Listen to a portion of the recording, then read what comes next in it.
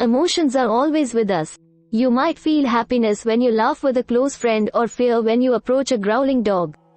But there's more to emotions than just the subjective experience of them. You can also learn how to understand your emotions. In recent years, scientists have increased our knowledge about the nature of emotions, about how different emotions came into existence, how emotions guide our behavior, and how different emotions impact our bodies and minds. Learning to understand your emotions is a fascinating endeavor that can help enhance your control over both your feelings and actions. So, we are going to watch about the how to understand your emotions. Method 1. Examining the nature of emotions. First is understand the origin of emotions. Emotions are programmed responses shaped by evolution. They allow you to navigate your environment in ways that were generally adaptive in the past and are often still adaptive today. For example, emotions like fear evolved over time. When our human ancestors, who had the capacity to experience fear, saw a steep cliff, they behaved more cautiously as they neared the precipice. Because they took more precautions, individuals who experienced fear were more likely to survive than those without fear. The fearful individuals lived long enough to reproduce and gave birth to children with a similar capacity for fear. Evolution selected for both negative emotions like fear and positive emotions such as happiness. Negative emotions deter individuals away from actions that are harmful or costly. On the other hand, positive emotions motivate people towards potentially beneficial actions.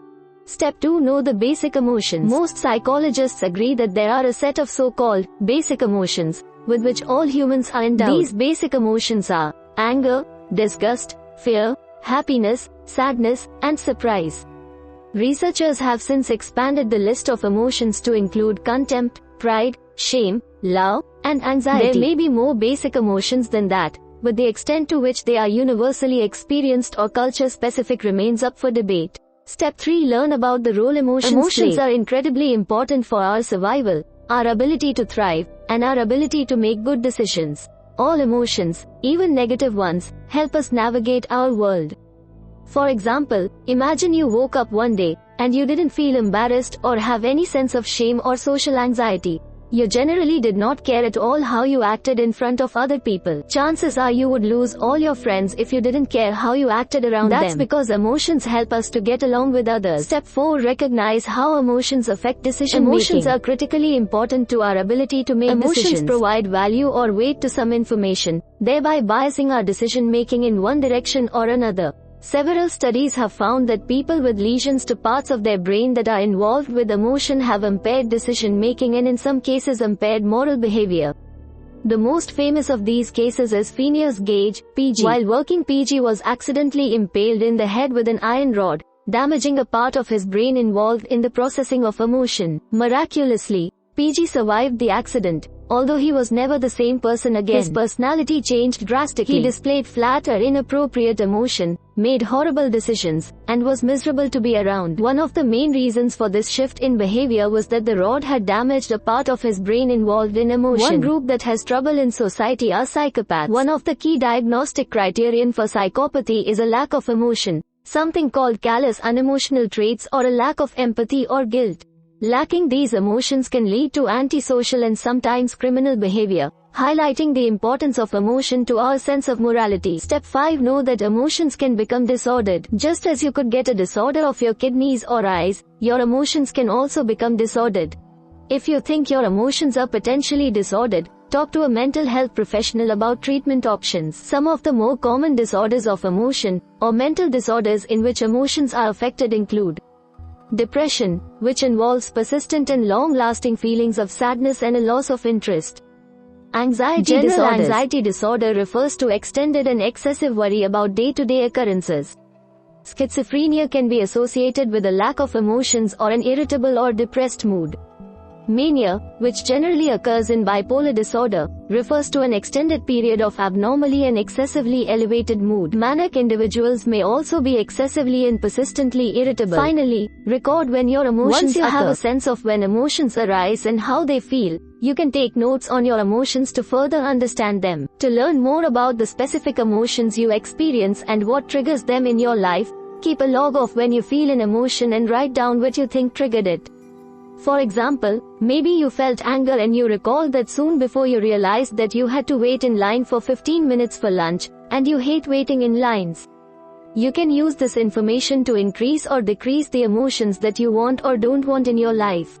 If you know what makes you angry, you can take steps to avoid situations that trigger that emotion. For example, once you know that you hate waiting in lines, you can only buy a small handful of groceries at a time, so you can use the express lane. Method 2. Recognizing your emotions. First is learn what each emotion feels like. People report that different emotions feel different subjectively. While the clearest distinction is that negative emotions feel very different than positive emotions, different negative emotions also feel different from each other.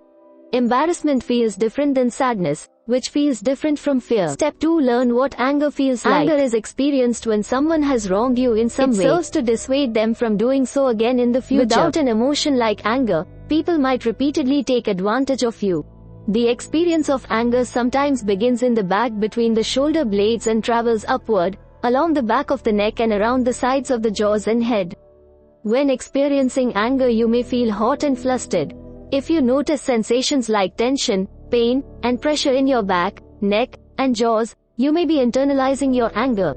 Step 3. Learn what disgust feels like. Disgust is a response toward repulsive stimuli, often things that can make us physically sick. It functions to protect us from things that could make us ill. It can also be experienced when we find things metaphorically gross, like certain moral violations. Disgust is felt primarily in the stomach, chest, and head areas of the body. You may actually feel sick or nauseous and find yourself closing off your nasal passages and moving away from the revolting stimuli. Step 4. Understand what fear feels like. Fear is experienced in response to dangerous threats like bears, heights, or guns. It helps us to avoid these things in the moment and to learn to avoid them in the future. Although fear is an evolved emotional response, many of the things we are afraid of are learned. Fear is usually felt primarily in the top half of the body. However, when it involves a fear of heights, fear often involves sensation in the legs. When experiencing fear, your heart may beat faster, you may breathe quicker, your palms may feel sweaty and hot as part of your nervous system kicks into high gear. This response is the so-called fight or flight response. Step 5. Know what happiness feels like. Happiness is experienced in response to things that often have implications for surviving, thriving, and passing on one's genes. Examples of things that make us happy include having sex, having children, succeeding in a valued goal, being praised by others, and being in a nice welcoming environment. While happiness is perhaps one of those most easily recognizable or well-known emotions, is also one of the most difficult to define.